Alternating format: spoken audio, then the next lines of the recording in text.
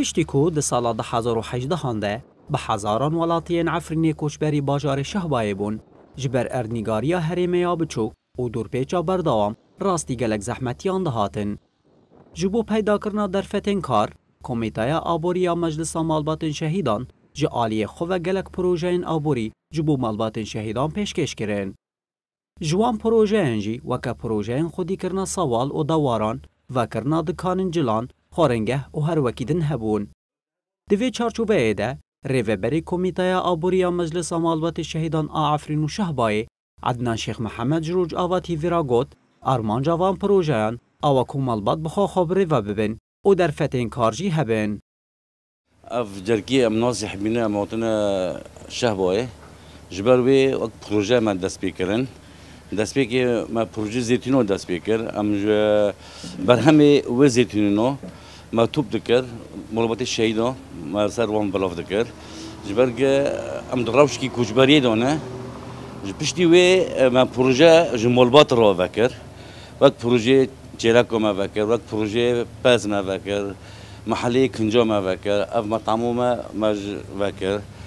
ومطعمك ما دنجي هبي او جي شاورما بي او جي ما فكر جبو مولبات استفاده ببينن سرفي استفاده مولبات تشيه هدف ما جبي بروجنو تشيه ياك مولبات خوب ريفا ببن دد بكور ببن سيجي اعتمادي چكن سرزوتي خو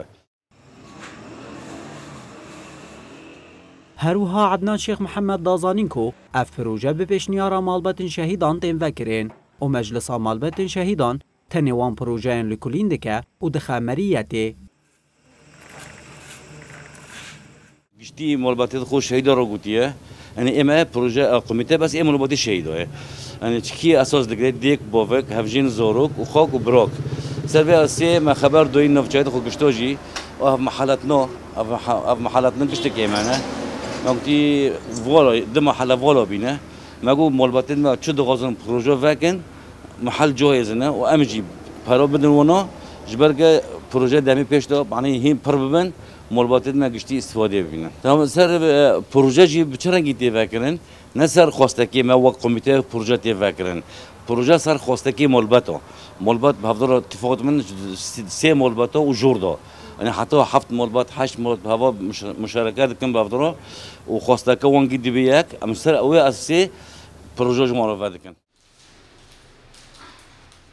لهريما باكور وجلات سوريا جلك سازين گريداي ريبريا خسر هنه كو پروژين آبوري بمبستا پیدا کرنا در فتين کار بيكتينن وكمينا كونغرستار دم بدم پروژيان جبوجنان لحمو هرمن باكور وجلات سوريا اورغانيزه دكه